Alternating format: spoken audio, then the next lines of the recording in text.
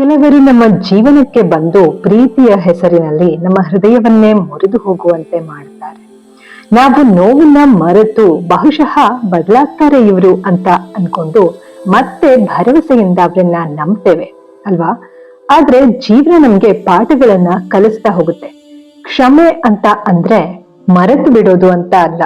ಕ್ಷಮೆ ಕೊಡೋದೇ ಬೇರೆ, ಮರೆತು ಬಿಡೋದೇ ಬೇರೆ. Forgiveness doesn't mean you are weak. ಅಂದ್ರೆ ನೀವು ಕ್ಷಮಿಸ್ಬಿಟ್ರೆ ನೀವು ವೀಕ್ ಅಂತ ಅಲ್ಲ ಸ್ನೇಹಿತರೆ. It means you are strong enough to move on. ಅಂದ್ರೆ ನೀವು ಎಷ್ಟು ಶಕ್ತಿಶಾಲಿ ಆಗಿದ್ದೀರಿ ಅಂತ ಅಂದ್ರೆ ಕ್ಷಮಿಸಿ ಮುಂದೆ ಸಾಗುವಂತಹ ಮನೋಭಾವವನ್ನು, ಅಂತಹ ಗಟ್ಟಿತನವನ್ನು ನೀವು ಹೊಂದಿದ್ದೀರಿ ಎಂದು ಅರ್ಥ.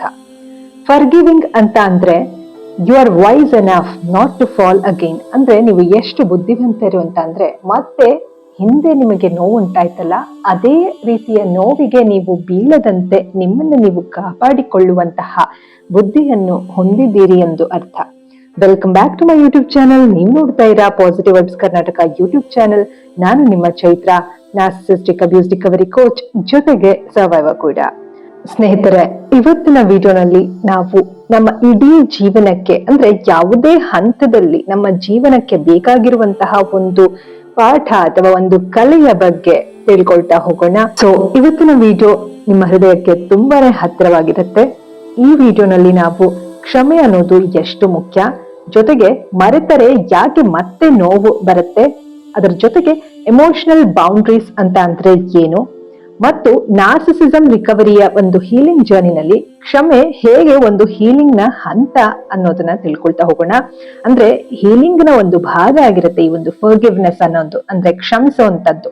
ಹಾಗಾಗಿ ಇವತ್ತಿನ ವಿಡಿಯೋನಲ್ಲಿ ನಾವು ತುಂಬಾನೇ ಮುಖ್ಯವಾದ ವಿಚಾರಗಳನ್ನ ತಿಳ್ಕೊಳ್ತಾ ಹೋಗೋಣ. ಸೊ ತಪ್ಪದೆ ಪೂರ್ತಿ ವಿಡಿಯೋ ನೋಡಿ, ಕಂಪ್ಲೀಟ್ ಆಗಿ ಸ್ಕಿಪ್ ಮಾಡದೆ ಪ್ರತಿಯೊಂದು ವಿಚಾರವನ್ನ ತಿಳ್ಕೊಳ್ಳಿ. ನೀವು ಕೂಡ ಈ ಒಂದು ಟಾಕ್ಸಿಕ್ ರಿಲೇಶನ್ಶಿಪ್ ನಿಂದ ಬಳಲ್ತಾ ಇದ್ರೆ ಬೇಗ ನೀವು ಚೇತರಿಕೆ ಆಗ್ತಾ ಬನ್ನಿ. ಸೊ ನೀವೇನಾದ್ರೂ ಫಸ್ಟ್ ಟೈಮ್ ನನ್ನ ಚಾನೆಲ್ ನೋಡ್ತಾ ಇದ್ರೆ ದಯವಿಟ್ಟು positive vibes Karnataka YouTube channel ನ ಸಬ್ಸ್ಕ್ರೈಬ್ ಮಾಡ್ಕೊಂಡು ವಿಡಿಯೋಸ್ ಗಳನ್ನ ನೋಡ್ತಾ ಬನ್ನಿ ಅಂತ ಹೇಳ್ತಾ ಬೇಗ ಈ ಒಂದು ವಿಡಿಯೋನ ಶುರು ಮಾಡೋಣ. ಬನ್ನಿ ಸ್ನೇಹಿತರೆ.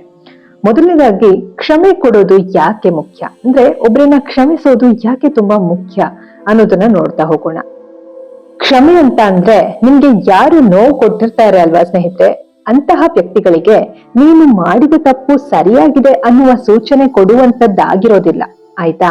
ಬದಲಿಗೆ ಕ್ಷಮೆ ಅಂತ ಅಂದ್ರೆ ನಿಮ್ಗೆ ಯಾರು ನೋವು ಕೊಟ್ಟಿರ್ತಾರಲ್ಲ ಅವರಿಗೆ ನಿನ್ನ ತಪ್ಪು ನನ್ನ ಮನಸ್ಸಿನ ಶಾಂತಿಯನ್ನು ಶಾಶ್ವತವಾಗಿ ಕದಿಯುವುದಿಲ್ಲ ಅಂತ ಸೂಚನೆ ಕೊಡುವಂತದ್ದು. ಅಂದ್ರೆ ಯಾರು ನಿಮ್ಗೆ ನೋವು ಕೊಟ್ಟಿರ್ತಾರೆ ಅವರಿಂದ ನಿಮ್ಮ ಒಂದು ಮನಸ್ಸಿನ ಶಾಂತಿ ಕದಡೋದು ನಿಜ, ಆದ್ರೆ ಅದು ಶಾಶ್ವತವಾಗಿ ಕದಡೋದಿಲ್ಲ. ಹಾಗಾಗಿ ಈ ಒಂದು ಕ್ಷಮೆ ಅನ್ನುವಂಥದ್ದು ನೀವು ಅವರಿಗೆ ಕೊಡುವ ಸಂದೇಶ ಏನಂತಂದ್ರೆ ನಿಮ್ಮ ಮನಸ್ಸಿನ ಶಾಂತಿಯು ಪರ್ಮನೆಂಟ್ ಆಗಿ ಅಂದ್ರೆ ಶಾಶ್ವತವಾಗಿ ಏನು ಕದಡೋದಿಲ್ಲ. ನಿಮ್ಮ ಒಂದು ಶಾಂತಿಯನ್ನ ಕಸಿದುಕೊಳ್ಳೋದಕ್ಕೆ ಯಾರಿಂದಲೂ ಕೂಡ ಸಾಧ್ಯವಿಲ್ಲ. ನಿಮ್ಗೆ ನೋವು ಉಂಟಾದ್ರೂ ಕೂಡ ಅದರಿಂದ ಪಾಠವನ್ನ ಕಲಿತು ನೀವು ಮತ್ತೆ ಮೇಲಕ್ಕೆ ಏರ್ತಾ ಹೋಗ್ತಿರೇ ಹೊತ್ತು ಯಾವತ್ತೂ ಕೂಡ ಕುಗ್ಗೋದಿಲ್ಲ ಅನ್ನುವಂತಹ ಒಂದು ಸೂಚನೆಯನ್ನ ಕೊಡುವಂತದ್ದು ಕ್ಷಮೆ ಆಗಿರುತ್ತೆ ಸ್ನೇಹಿತರೆ. ನಾವು ಇನ್ನೊಬ್ಬರನ್ನ ಕ್ಷಮಿಸಿದಾಗ ಏನಾಗುತ್ತೆ ಅಂತಂದ್ರೆ ನಮ್ಮೊಳಗಿನ ಕೋಪ, ಅಸಹನೆ ಮತ್ತು ವಿಷದಂತಹ ಆಲೋಚನೆಗಳು ನಿಧಾನವಾಗಿ ಮಾಯವಾಗುತ್ತಾ ಹೋಗುತ್ತದೆ ಅಲ್ವಾ ಸ್ನೇಹಿತರೆ. Forgiveness is not for them. ಈ ಒಂದು ಕ್ಷಮೆ ಅನ್ನೋದು ಯಾರು ನಿಮ್ಗೆ ನೋವು ಕೊಟ್ಟಿರ್ತಾರಲ್ಲ ಅವರಿಗಾಗಿ ಅಲ್ಲ, ಬದಲಿಗೆ it is for your own peace of mind. ನಿಮ್ಮ ಒಂದು ಮನದಾಳದ ಶಾಂತಿಗಾಗಿ ಈ ಒಂದು ಕ್ಷಮೆ ಅನ್ನೋದನ್ನ ತಿಳ್ಕೊಳ್ಬೇಕಾಗತ್ತೆ ನಾವು. ಜೊತೆಗೆ ನಮ್ಮ ಒಂದು ಮನಸ್ಸು ಹಗುರವಾಗ್ತಾ ಹೋಗುತ್ತೆ. ಇನ್ನೊಬ್ಬರಿಂದ ನಾವು ಕ್ಷಮಿಸಿದಾಗ ನಾವು ಮುಕ್ತರಾಗ್ತಾ ಹೋಗ್ತೀವಿ ಅನ್ನೋದನ್ನ ನಾವು ಮರಿಬಾರ್ದು ಸ್ನೇಹಿತರೆ ಅಲ್ವಾ. ಸೊ ಎಲ್ಲಾ ಕಾರಣಗಳಿಗಾಗಿ ನಾವು ಬೇರೆಯವರನ್ನ ಕ್ಷಮಿಸೋದು ತುಂಬಾನೇ ಮುಖ್ಯ ಆಗಿರುತ್ತೆ. ಇಷ್ಟೊತ್ತು ನಾವು ಫರ್ಗಿವ್ನೆಸ್ ಅಂದ್ರೆ ಇನ್ನೊಬ್ಬರನ್ನ ಕ್ಷಮಿಸೋದು, ನಮ್ಗೆ ನೋವು ಕೊಟ್ಟವ್ರನ್ನ ಕ್ಷಮಿಸೋದು ಯಾಕೆ ತುಂಬಾ ಮುಖ್ಯ ಅನ್ನೋದನ್ನ ತಿಳ್ಕೊಂಡ್ವಿ. ಈಗ ನಾವು ಮರೆತರೆ ಮತ್ತೆ ಅದೇ ನೋವು ಬರುತ್ತೆ ಯಾಕೆ ಅನ್ನೋದನ್ನ ತಿಳ್ಕೊಳ್ತಾ ಹೋಗೋಣ. ಅಂದ್ರೆ ಈಗ ನೋವು ಕೊಟ್ಟವ್ರನ್ನ ನಾವು ಕ್ಷಮಿಸ್ಬಿಡ್ತೀವಿ ನಿಜ, ಆದ್ರೆ ಅವರು ನೋವು ಕೊಟ್ಟಿದ್ದನ್ನ ಮರೆತರೆ ನಮ್ಗೆ ಮತ್ತೆ ಅದೇ ನೋವು ಬರುತ್ತೆ. ಅದು ನೋವು ರಿಪೀಟ್ ಆಗ್ತಾ ಹೋಗುತ್ತೆ, ಅಂತಹ ನೋವುಗಳು ರಿಪೀಟ್ ಆಗ್ತಾ ಹೋಗುತ್ತೆ. ಹಾಗಾಗಿ ಮರಿಬಾರ್ದು ಯಾಕೆ ಅನ್ನೋದನ್ನ ತಿಳ್ಕೊಳ್ತಾ ಹೋಗೋಣ. ಕೆಲವೊಮ್ಮೆ ನಾವು ಮರೆತು ಬಿಡ್ಬೇಕು ಯಾಕೆ ಬೇಕು, ತುಂಬಾ ನೋವಾಗ್ತಾ ಇದೆಯಲ್ಲ, ಮರ್ತು ಬಿಡೋಣ ಅಂತ ಯೋಚಿಸ್ತಾ ಇರ್ತೀವಿ ಅಲ್ವಾ. ಆದ್ರೆ ಬರೀ ಮರ್ತು ಬಿಡೋಣ ಅಂತ ಅನ್ಕೊಂಡ್ ನೀವು ಮರ್ತು ಬಿಟ್ರೆ ಅದು ಕೇವಲ ಸಪ್ರೆಸ್ ಮಾಡ್ದಂಗೆ ಆಗುತ್ತೆ. ಅಂದ್ರೆ ನಿಮ್ಮ ಒಂದು ಆಲೋಚನೆಗಳು ನಿಮ್ಮ ಒಂದು ಸಬ್ ಕಾನ್ಶಿಯಸ್ ಅಲ್ಲಿ ಹೋಗಿ ಕೂತ್ಕೊಳ್ಳುತ್ತೆ, ಸಪ್ರೆಸ್ ಆಗ್ತಾ ಹೋಗುತ್ತೆ. ಅಂದ್ರೆ ಅದನ್ನ ರಿಲೀಸ್ ಮಾಡೋದಕ್ಕೆ ನಿಮ್ಗೆ ಸಾಧ್ಯ ಆಗೋದಿಲ್ಲ. ಹಾಗಾಗಿ ಮುಂದೊಂದು ದಿನ ಅದು ತುಂಬಾನೇ ವಿಷಕಾರಿಯಾಗಿ ಪರಿವರ್ತನೆ ಆಗಿ ನಿಮ್ಗೆ ಮಾನಸಿಕವಾಗಿ, ದೈಹಿಕವಾಗಿ, ಆಧ್ಯಾತ್ಮಿಕವಾಗಿ ತೊಂದರೆ ಕೊಡ್ತಾ ಹೋಗುತ್ತೆ. ಉದಾಹರಣೆಗೆ ಪ್ರೆಷರ್ ಕುಕ್ಕರ್ ಅನ್ನ ತಗೊಳ್ಳೋಣ. ಈಗ ಪ್ರೆಷರ್ ಕುಕ್ಕರ್ ಯೂಸ್ ಮಾಡುವಾಗ ಅದರಲ್ಲಿ ಪ್ರೆಷರ್ ಹೆಚ್ಚಾದಂತೆ ಏನಾಗುತ್ತೆ ಹೇಳಿ, ಅದರಲ್ಲಿ ಹೆಚ್ಚಿನ ಒಂದು ಪ್ರೆಷರ್ ಕ್ರಿಯೇಟ್ ಆಗ್ತಾ ಹೋಗುತ್ತೆ. ಆ ಒಂದು ಪ್ರೆಷರ್ ನ ಹಾಗೆ ಬಿಟ್ಬಿಟ್ರೆ, ನಾವು ಪ್ರೆಷರ್ ನ ರಿಲೀಸ್ ಮಾಡ್ಲಿಲ್ಲ ಅಂದ್ರೆ ಸಿಡಿದು ಹೋಗಿ ಬಿಡುತ್ತೆ ಅಲ್ವಾ. ಅದೇ ರೀತಿ ನಮ್ಮ ಒಂದು ಎಮೋಷನ್ಸ್, ನಮ್ಮ ಒಂದು ಭಾವನೆಗಳು ಸಪ್ರೆಸ್ ಆಗ್ತಾ ಆಗ್ತಾ ಆಗ್ತಾ ಆಗ್ತಾ ರಿಲೀಸ್ ಮಾಡ್ಲಿಲ್ಲ ಅಂತಂದ್ರೆ ಮುಂದೊಂದು ದಿನ ಅದು ಸಿಡಿದು ಹೋಗುತ್ತೆ. ಆಗ ತುಂಬಾ ಹಾನಿ ಹೆಚ್ಚಾಗ್ತಾ ಹೋಗುತ್ತೆ. ಹಾಗಾಗಿ ನೀವು ಕ್ಷಮಿಸಿದ್ರಿ ಅಂತ ಅಂದ್ರೆ ಮರೆತು ಬಿಡೋದು ಅಂತ ಅಲ್ಲ ಸ್ನೇಹಿತರೆ. ಮರೆತ್ರೆ ಏನಾಗ್ಬಿಡುತ್ತೆ, ನೀವು ಜೀವನದ ಪಾಠವನ್ನೇ ಮರೆತಂತೆ ಆಗ್ಬಿಡುತ್ತೆ. ಹಾಗಾಗಿ ಅಂತಹ ಸಂದರ್ಭದಲ್ಲಿ ನಿಮ್ಗೆ ಏನಾಗುತ್ತೆ, ಜೀವನ ಮತ್ತೆ ಮತ್ತೆ ಅದೇ ಪರೀಕ್ಷೆಗಳನ್ನ ಕೊಡ್ತಾ ಹೋಗುತ್ತೆ, ಅದೇ ನೋವುಗಳನ್ನ ಕೊಡ್ತಾ ಹೋಗುತ್ತೆ. ಹಾಗಾಗಿ ನೀವು ನೋವುಗಳನ್ನ ಮರೆತರೂ ಸಹ ಪಾಠವನ್ನು ಮರೆಯಬಾರದು. ಹಾಗಾಗಿ ಪಾಠವನ್ನ ಮರೆತರೆ ಏನಾಗುತ್ತೆ, ಪರೀಕ್ಷೆ ಹೆಚ್ಚಾಗ್ತಾ ಹೋಗುತ್ತೆ. ಇದರಿಂದ ನಾವು ಕಲಿಬೇಕಾಗಿರುವಂತಹ ಪಾಠ ಏನಂದ್ರೆ, ನೋವನ್ನೇ ನಾವು ಲೆಸನ್ ಆಗಿ ಉಳಿಸ್ಕೊಳ್ಬೇಕು. ಅಂದ್ರೆ ನೋವನ್ನೇ ಒಂದು ಪಾಠವನ್ನಾಗಿ ಉಳಿಸಿಕೊಳ್ಬೇಕು, ಆದ್ರೆ ಬರ್ಡನ್ ಆಗಿ ಉಳಿಸ್ಕೊಳ್ಬಾರ್ದು ಅನ್ನೋದನ್ನ ನಾವು ಕಲಿಬೇಕು ಸ್ನೇಹಿತರೆ. Forgive that never forget what it taught you. ಅಂದ್ರೆ ಕ್ಷಮಿಸು, ಆದ್ರೆ ಯಾವತ್ತೂ ಕೂಡ ಅದು ಹೇಳಿಕೊಟ್ಟ ಪಾಠವನ್ನ ನೀನು ಮರೆಯಬೇಡ ಅಂತ ಅರ್ಥ. ಒಂದು ಉದಾಹರಣೆಯನ್ನ ನೋಡೋದಾದ್ರೆ, ಯಾರು ನಿಮ್ಗೆ ನೋವು ಕೊಡ್ತಾರಲ್ವಾ, ನೋವಿನಿಂದ ಮಾತಾಡ್ತಾರೆ ಅಲ್ವಾ, ಅವರ ಮಾತುಗಳು ನಿಮ್ಮ ಹೃದಯವನ್ನ ಕಿತ್ಕೊಂಡ್ರು ಪರವಾಗಿಲ್ಲ. ಆದ್ರೆ ಈಗ ಅಂತಹ ಮಾತುಗಳು ನಿನ್ನ ಬುದ್ಧಿಯನ್ನ ಬೆಳೆಸಲಿ ಅಂತ ಅರ್ಥ. ಸೊ ನೋಡಿದ್ರಲ್ಲ ಸ್ನೇಹಿತರೆ, ಇದೇ ಒಂದು ಕಾರಣಗಳಿಗೆ ಇಂತಹ ಒಂದು ಜೀವನದ ಸತ್ಯವನ್ನು ನಾವು ಅರ್ಥಕೊಂಡು ನಾವು ಈ ಒಂದು ನೋವುಗಳು ಏನ್ ಕೊಡ್ತಾರೆ ಕೆಲವೊಂದು ಜನಗಳು, ಅಂತಹ ನೋವುಗಳನ್ನ ನಾವು ಮರೆತರೂ ಕೂಡ ಅದರ ಪಾಠವನ್ನ ಎಂದಿಗೂ ಕೂಡ ಮರಿಬಾರ್ದು ಅನ್ನೋದನ್ನ ತಿಳ್ಕೊಂಡ್ವಿ. ಸೊ ಈಗ ನಾವು ಮುಂದಿನ ಭಾಗದಲ್ಲಿ ಎಮೋಷನಲ್ ಬೌಂಡ್ರೀಸ್ ಅಂತಂದ್ರೆ ಏನು ಅನ್ನೋದನ್ನ ನೋಡ್ತಾ ಹೋಗೋಣ. ಎಮೋಷನಲ್ ಬೌಂಡ್ರಿ ಅಂತಂದ್ರೆ ಮನಸ್ಸಿನ ಗಡಿ. ಯಾರು ನಿನ್ನೊಳಗಡೆ ಎಷ್ಟು ಹತ್ರ ಆಗ್ಬೇಕು, ಎಷ್ಟು ಹತ್ರ ಬರ್ಬೇಕು ಅನ್ನೋದನ್ನ ನೀನೇ ತೀರ್ಮಾನ ಮಾಡುವಂತದ್ದೇನೆ ಎಮೋಷನಲ್ ಬೌಂಡ್ರಿ. ನಿನ್ನ ಶಾಂತಿಗೆ ಬೆಲೆ ಕೊಡೋವ್ರನ್ನ ದೂರದಿಂದಲೇ ಪ್ರೀತಿಸು, ಅದು ಸಹ ಸಾಧ್ಯ ಇದೆ.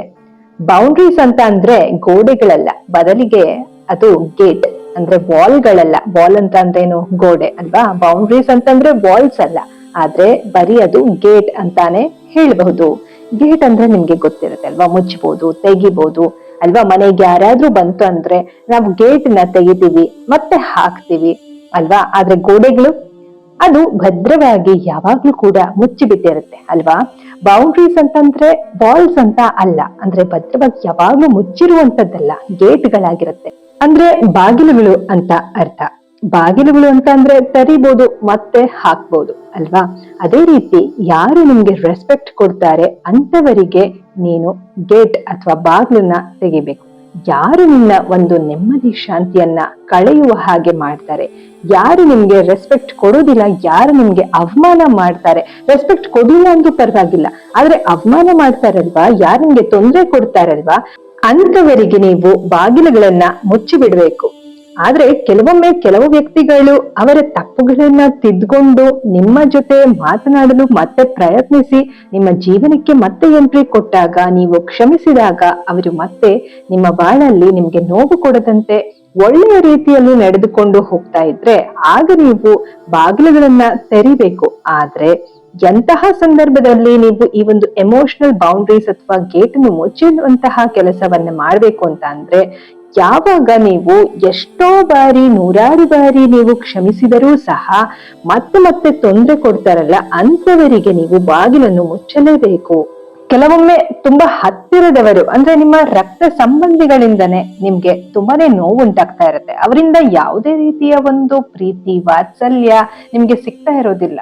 ನಿಮ್ಗೆ ಕೆಲವೊಮ್ಮೆ ಸಣ್ಣ ವಯಸ್ಸಲ್ಲಿ ಅವರಿಂದ ನೀವು ಪ್ರೀತಿಯನ್ನ ನೋಡಿದ್ರು ಕೂಡ ಅದು ನೀವು ದೊಡ್ಡವರೇ ಆಗ್ತಾ ಆಗ್ತಾ ಯಾಕೋ ಇದು ಜೆನ್ಯೂನ್ ಲವ್ ಅಲ್ಲ ಅಲ್ವಾ, ಯಾಕೋ ಇವರಿಂದ ಮಾನಸಿಕ ತೊಳಲಾಟವೇ ಜಾಸ್ತಿ ಅಲ್ವಾ ಅಂತ ನಿಮ್ಗೆ ಅನ್ನಿಸ್ತಾ ಇರುತ್ತೆ, ತೊಂದರೆಗಳೇ ಜಾಸ್ತಿ ಆಗ್ತಾ ಇರುತ್ತೆ, ನಿಜವಾದ ಪ್ರೀತಿ ಅಲ್ಲ ಅಂತ ಅನ್ಸೋಕೆ ನಿಮ್ಗೆ ಶುರು ಆಗತ್ತೆ. ಆಗ ನಿಮ್ಗೆ ಒಂದು ರೀತಿ ಮಾನಸಿಕವಾದ ಹಿಂಸೆ ಉಂಟಾದಾಗ, ಅವರಿಂದ ಮತ್ತೆ ಮತ್ತೆ ನೋವು ಉಂಟಾಗ್ತಾ ಇದೆ ಅಂತಂದ್ರೆ ನೀವು ಕೆಲವೊಮ್ಮೆ ಭಾವನಾತ್ಮಕವಾಗಿ ಗಡಿಗಳನ್ನ ಹಾಕಿಕೊಳ್ಬೇಕಾಗತ್ತೆ ಸ್ನೇಹಿತರೆ.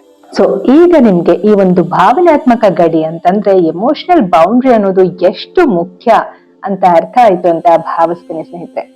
ನೆಕ್ಸ್ಟ್ ನಾವು ನಿಮ್ಮ ಶಾಂತಿ ನಿಮ್ಮ ಕೈಯಲ್ಲೇ ಇದೆ ಹೇಗೆ ಅನ್ನೋದನ್ನ ನೋಡ್ತಾ ಹೋಗೋಣ. ಕೆಲವರು ಬದಲಾಗ್ತಾರೆ, ಕೆಲವರು ಬದಲಾಗೋದಿಲ್ಲ, ಆದ್ರೆ ನೀನು ಬದಲಾಗಬಹುದು, ನಿನ್ನ ಹೃದಯ ಬೆಳೆಯಬಹುದು ಅಲ್ವಾ. You can forgive someone and still not allow them back in your life. ಅಂದ್ರೆ ಯಾರೋ ಒಬ್ರನ್ನ ನೀವು ಕ್ಷಮಿಸಬಹುದು, ಜೊತೆಗೆ ಅವರು ಮತ್ತೆ ನಿಮ್ಮ ಜೀವನಕ್ಕೆ ಬರದೇ ಇರೋ ರೀತಿ ನೀವೇ ನೋಡ್ಕೊಳ್ಬಹುದು ಸಹ. ಅಂದ್ರೆ ಕೆಲವೊಂದು ವ್ಯಕ್ತಿಗಳು ನಿಮ್ಗೆ ತುಂಬಾನೇ ವಿಷಕಾರಿ ಅಂತ ಅನ್ನಿಸೋದಕ್ಕೆ ಶುರು ಆಗ್ಬಿಡುತ್ತೆ, ತುಂಬಾನೇ ಟಾಕ್ಸಿಕ್ ವ್ಯಕ್ತಿಗಳು ಅಂತ ಅನ್ಸೋದಕ್ಕೆ ಶುರು ಆಗ್ಬಿಡುತ್ತೆ. ನೀವು ಕೂಡ ಕೆಲವೊಂದಷ್ಟು ಸಮಯವನ್ನ ಕೊಟ್ಟು ನೋಡಿ, ಒಂದೇ ಸಾರಿ ಯಾರನ್ನು ಕೂಡ ನೀವು ಕಳ್ಕೊಳ್ಳೋದಕ್ಕೆ ಸಾಧ್ಯ ಆಗುದಿಲ್ಲ. ನೀವು ಒಬ್ರಿಗೆ ಚಾನ್ಸ್ ಅನ್ನೋದನ್ನ ಕೊಡ್ಬೇಕಾಗತ್ತೆ, ಆದ್ರೆ ಅದೇ ನಿಮ್ಮ ಒಂದು ವೀಕ್ನೆಸ್ ಆಗಿ ಪರಿವರ್ತನೆ ಆಗ್ಬಾರ್ದು. ಹಾಗಾಗಿ ನಿಮ್ಮ ಶಾಂತಿನ ನೀವೇ ಕಾಪಾಡ್ಕೊಳ್ಬೇಕಾಗಿರೋದು ನಿಮ್ಮ ಒಂದು ಜವಾಬ್ದಾರಿ ಕೂಡ ಆಗಿರುತ್ತೆ. ಕ್ಷಮೆ ಅಂತ ಅಂದ್ರೆ ಅವರು ನಿನ್ನೊಳಗೆ ಮತ್ತೆ ಬಂದ್ರೆ ಅವರಿಗೆ ಹೊಸ ಅವಕಾಶ ಕೊಡೋದು ಅಂತ ಅಲ್ಲ. ಅಂದ್ರೆ ಅವಕಾಶ ಕೊಡಿ, ಆದ್ರೆ ಪದೇ ಪದೇ ಅವಕಾಶ ಕೊಡೋದು ಅಂತಾನೆ ಅರ್ಥ ಅಲ್ಲ. ಅದು ನಿನ್ನೊಳಗೆ ಇರುವಂತಹ ವಿಷದ ಹಾಳೆಯನ್ನ ತೆರವು ಮಾಡುವುದು ಅಂತಂದ್ರೆ ಅದನ್ನ ತೆಗೆದು ಹಾಕುವುದು ಅಂತ ಅರ್ಥ. ಅಂದ್ರೆ ನಿಮ್ಮೊಳಗಡೆ ಇರುವಂತಹ ವಿಷದ ಅಂಶವನ್ನ ತೆಗೆದು ಹಾಕುವುದು ಅಂತ ಅರ್ಥ. ಹಾಗಾಗಿ ಇನ್ನೊಬ್ಬರನ್ನ ಕ್ಷಮಿಸೋದು ತುಂಬಾನೇ ಮುಖ್ಯ ಆಗಿರುತ್ತೆ. ನಿಮ್ಮ ಒಂದು ಶಾಂತಿಗಾಗಿ ಅದು ತುಂಬಾನೇ ಮುಖ್ಯ ಆಗಿರುತ್ತೆ. ನೀವು ಯಾರನ್ನಾದ್ರೂ ಕ್ಷಮಿಸಿದ್ರೆ ಅದು ನಿಮ್ಮ ಆತ್ಮಕ್ಕೆ ನೀವೇ ನೀಡಿದಂತಹ ಒಂದು ಉಡುಗೊರೆ ಅಂತಾನೆ ಹೇಳ್ಬೋದು, ಒಂದು ಗಿಫ್ಟ್ ಅಂತಾನೆ ಹೇಳ್ಬೋದು ಸ್ನೇಹಿತರೆ. ಯಾಕಂದ್ರೆ ನಿಮ್ಮ ಒಳಗಡೆ ನಿಮ್ಮ ಆತ್ಮಕ್ಕೆ ಒಂದು ಶಾಂತಿಯ ಒಂದು ಭಾವ ಸಿಗುತ್ತೆ. ಯಾರಾದ್ರೂ ಒಂದು ವ್ಯಕ್ತಿ ತೀರ್ಕೊಂಡ್ರೆ ನಾವು ರೆಸ್ಟ್ ಇನ್ ಪೀಸ್ ಅಥವಾ ಅವರ ಆತ್ಮಕ್ಕೆ ಶಾಂತಿ ಸಿಗ್ಲಿ ಅಂತ ಬಯಸ್ತೀವಿ ಅಲ್ವಾ. ಆದ್ರೆ ನಾವು ಬದುಕಿರುವಾಗ್ಲೇ ನಮ್ಮ ಒಂದು ಆತ್ಮಕ್ಕೆ ಶಾಂತಿಯನ್ನ ನಾವು ಕಾಪಾಡಿಕೊಂಡು ಬದುಕಿದ್ರೆ ನಮ್ಮ ಒಂದು ಜೀವನ ಸಾರ್ಥಕ ಅಂತಾನೆ ಹೇಳ್ಬೋದು. ಬದುಕಿರುವಾಗ್ಲೇ ನಾವು ನೋವುಗಳನ್ನ ಅನುಭವಿಸ್ತಾ, ಯಾವಾಗ್ಲೂ ಕೂಡ ಮಾನಸಿಕವಾಗಿ ಹಿಂಸೆಯನ್ನ ಅನುಭವಿಸ್ತಾ ಬದುಕ್ತಾ ಇದ್ರೆ ಅದ್ರಲ್ಲಿ ಏನು ಕೂಡ ಅರ್ಥ ಇರೋದಿಲ್ಲ ಅಲ್ವಾ. ನೆಮ್ಮದಿ ಶಾಂತಿಯಿಂದ ನಾವು ಬದುಕಬೇಕು. ಸೊ ಮುಂದಿನ ಒಂದು ಭಾಗ ಏನು ಅಂತಂದ್ರೆ, ಈ ಒಂದು ಕೊನೆಯ ಭಾಗ ನಾರ್ಸಿಸಿಸಂ ರಿಕವರಿಯ ಹೀಲಿಂಗ್ ಜರ್ನಿನಲ್ಲಿ ಈ ಒಂದು ಫರ್ಗಿವ್ನೆಸ್ ಅಥವಾ ಕ್ಷಮಾಗುಣ ಎಷ್ಟು ಮುಖ್ಯ ಅನ್ನೋದನ್ನ ನೋಡ್ತಾ ಹೋಗೋಣ. ಈ ಒಂದು ನಾರ್ಸಿಸಿಸ್ಟಿಕ್ ಸಂಬಂಧಗಳಲ್ಲಿ ಫರ್ಗಿವ್ನೆಸ್ ಅಥವಾ ಕ್ಷಮೆ ಅನ್ನೋದು ತುಂಬಾನೇ ಸವಾಲಿನ ವಿಷಯ ಆಗ್ಬಿಟ್ಟಿರುತ್ತೆ. ಯಾಕಂದ್ರೆ ಅವರು ಯಾವತ್ತೂ ಕೂಡ ತಪ್ಪನ್ನ ಒಪ್ಕೊಳ್ಳುವಂತಹ ವ್ಯಕ್ತಿಗಳೇ ಆಗಿರೋದಿಲ್ಲ.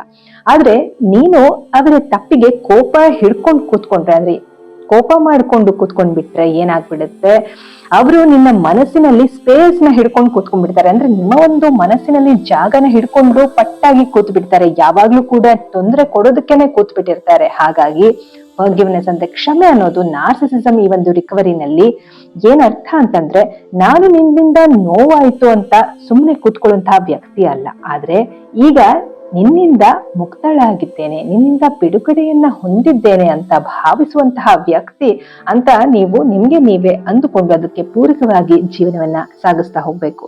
ಕೆಲವೊಮ್ಮೆ ಯಾರು ನಿಮ್ಗೆ ತೊಂದರೆ ಕೊಡ್ತಾ ಇರ್ತಾರೆ ಅಂತಹ ವ್ಯಕ್ತಿಗಳಿಂದ ಮುಕ್ತಿ ಅದಾಗದೆ ಸಿಗೋದಿಲ್ಲ. ಕೆಲವೊಮ್ಮೆ ನೀವೇ ಅದನ್ನ ಕ್ರಿಯೇಟ್ ಮಾಡ್ಬೇಕಾಗತ್ತೆ. ಅಂದ್ರೆ ನೀವೇ ಕೆಲವೊಂದು ಉಪಾಯಗಳನ್ನ ಕಂಡುಕೊಳ್ಬೇಕಾಗತ್ತೆ. ಯಾಕಂದ್ರೆ ನಿಮ್ಮನ್ನ ನೀವೇ ಉಳಿಸ್ಕೊಳ್ಬೇಕು, ಯಾರು ಕೂಡ ಬಂದು ನಿಮ್ಮನ್ನ ಉಳಿಸೋದಕ್ಕೆ ಸಾಧ್ಯ ಇಲ್ಲ.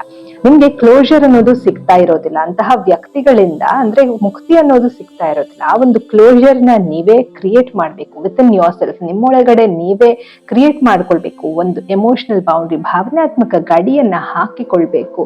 ಓಕೆನಾ. ಸೊ ಇದೆಲ್ಲವೂ ಕೂಡ ತುಂಬಾನೇ ಇಂಪಾರ್ಟೆಂಟ್ ಆಗುತ್ತೆ. ಹಾಗಾಗಿ ಫರ್ಗಿವಿಂಗ್ ಅಂತಂದ್ರೆ ಕ್ಷಮೆ ಅಂತ ಅನ್ನೋದು letting go of control they had over your piece.